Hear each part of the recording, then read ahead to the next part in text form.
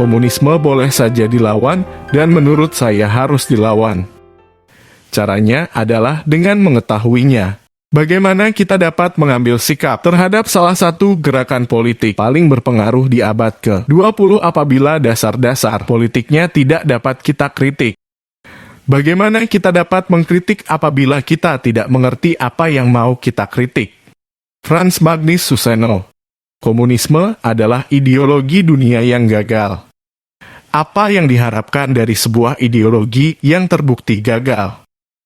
Jika oleh sejarah ia dibuktikan gagal, atas alasan rasional apa kita harus takut atas ideologi yang bangkrut itu? Demokrasi dan kapitalisme dengan segala kritiknya jauh lebih nyaman dan melenakan dibanding komunisme. Bangsa ini selama bertahun-tahun dihantui oleh momok komunis yang tak jelas batang hidungnya.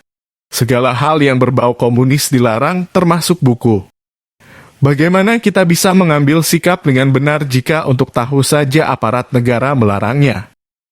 Pernah dalam sebuah unjuk rasa anti-komunis, seorang pengunjuk rasa berpakaian putih-putih berseru lantang menyerukan pembakaran buku Das Kapital karya Karl Marx. Alasannya, buku itu mengajarkan seseorang menjadi kapitalis. Tidakkah Anda sedih mendengarnya? Marx dan Marxisme cerita tentang gerakan komunisme dunia berangkat dari gagasan Karl Marx yang mengklaim telah menemukan hukum-hukum perkembangan masyarakat dan membuka rahasia perekonomian kapitalis. Sejatinya komunisme tidak sama dengan Marxisme. Awalnya, komunisme adalah sebuah cita-cita utopis atas suatu bentuk masyarakat yang tidak memiliki hak pribadi. Semua dimiliki bersama.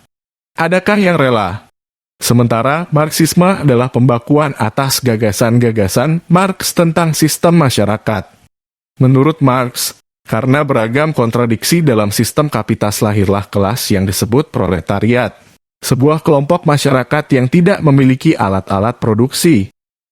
Watak dari kelas yang memiliki alat produksi atau pemilik modal, pemilik pabrik misalnya, adalah menindas mereka yang tidak memiliki alat produksi, buruh atau kaum pekerja. Marx meramalkan adalah keniscayaan sejarah bahwa suatu saat kelas ini akan melakukan pemberontakan dan menciptakan masyarakat tanpa kelas karena tertekan oleh watak penindasan kaum pemilik alat produksi. Ajaran Marx menginspirasi Vladimir Ilyich Ulyanov yang populer dikenal sebagai Lenin. Ia memodifikasi ajaran Marx dan memadukannya dengan gagasannya sendiri yang kemudian dikenal sebagai Marxisme-Leninisme yang menjadi pondasi ideologi Partai Komunis yang dipimpinnya. Lenin tidak sabar menunggu kapitalisme tumbang secara natural sebagaimana diramalkan Marx. Ia melakukan intervensi politik untuk mengambil kekuasaan. Komunisme, atau juga disebut komunisme internasional, menjadi sebuah gerakan, kekuatan politik, dan ideologi partai-partai komunis di seluruh dunia. Marxisme merupakan salah satu komponen dalam ajaran komunis. Ini bagian pentingnya baik Marx dan Lenin membayangkan sebuah tatanan masyarakat yang sejahtera, gemah ripah jinawi, adil dan makmur.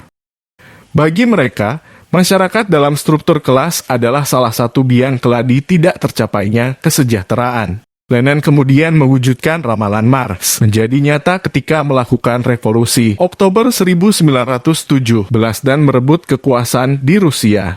Dengan tangan besi, Lenin membangun suatu masyarakat yang benar baru-baru. Kekuasaan di bawah Lenin menghapus kepemilikan pribadi atas semua bank, menutup semua usaha produktif dan pasar. Ia juga memusnahkan kelas bangsawan, membagi-bagikan tanah kepada para petani untuk kemudian mengubahnya menjadi koperasi negara yang menimbulkan perlawanan sengit dari petani, dan mematahkan dominasi institusi agama. Segala perlawanan atas kebijakan negara ditumpas. 5 juta orang mati dalam 3 tahun. Lihat. Pasca Revolusi Oktober, Rusia yang kemudian berubah nama menjadi Uni Soviet menjadi pusat komunisme internasional yang terus berupaya mengembangkan pengaruhnya di dunia dan berhadap-hadapan dengan Amerika Serikat yang mengusung paham demokrasi dan kapitalisme. Frans Magnus Suseno, Guru Besar Sekolah Tinggi Filsafat, STF. Negara yang menulis buku dalam bayangan Lenin. Di puncak kejayaannya, komunisme membawahi sepertiga umat manusia. Dari pesisir barat Samudera Pasifik sampai ke Sungai Elbe, dari lingkaran kutub utara sampai ke Himalaya dan Kaukasus, bahkan sampai ke Laut Merah dan Selatan Afrika. Di Indonesia, komunisme kerap didentikan dengan paham ateisme atau tidak mengakui keberadaan Tuhan. Komunisme dan ateisme sebenarnya adalah dua ideologi yang berbeda. Komunisme adalah gerakan politik untuk mencapai tatanan masyarakat yang dipandang ideal oleh ideologi itu. Sementara ateisme adalah pandangan filosofis. Kenyataannya, komunisme tak melulu ateis.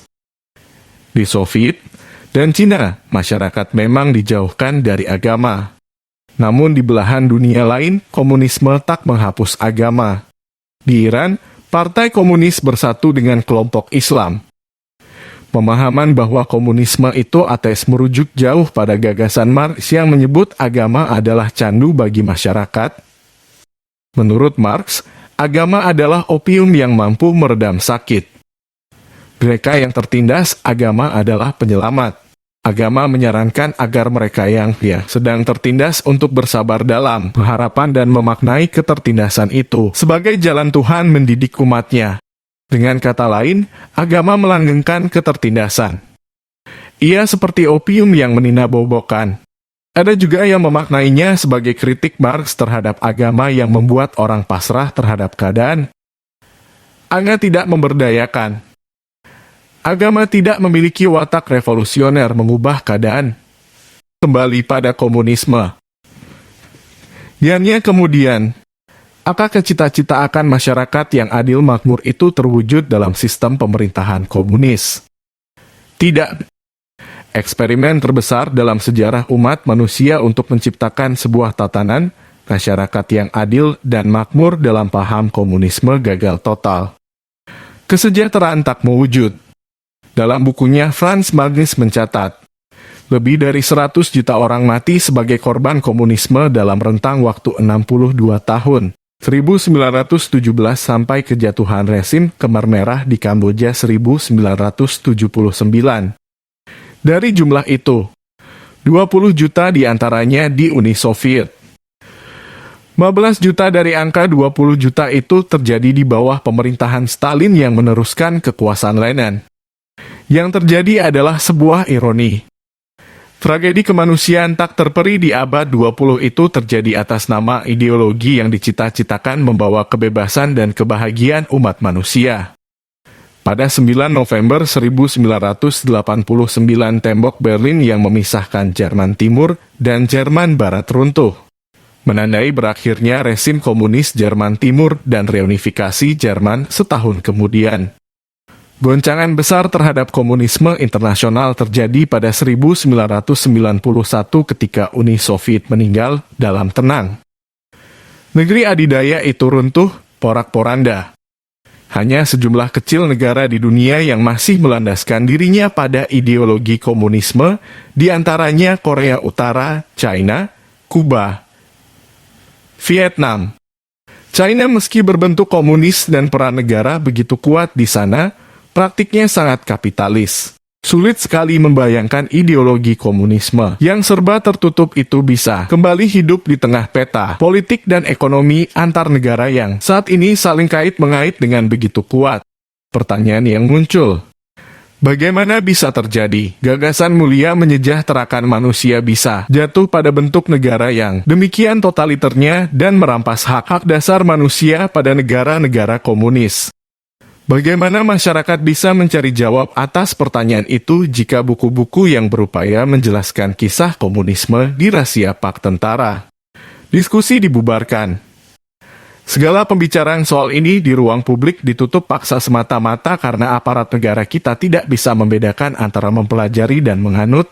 Untuk menunjukkan bahwa komunisme itu tidak layak dianut bukan dengan fobia menghadapi gambar Palu Arit dan menutup mata publik atas cerita tersembunyi peristiwa 1965, tapi justru membuka ruang seluas-luasnya agar masyarakat bisa berkenalan, berdiskusi, dan mengkritisi apa itu komunisme. Negara seharusnya memberi jaminan pada masyarakat agar diskusi dan pemutaran film seputar soal-soal ini berlangsung secara aman tanpa intimidasi pembubaran.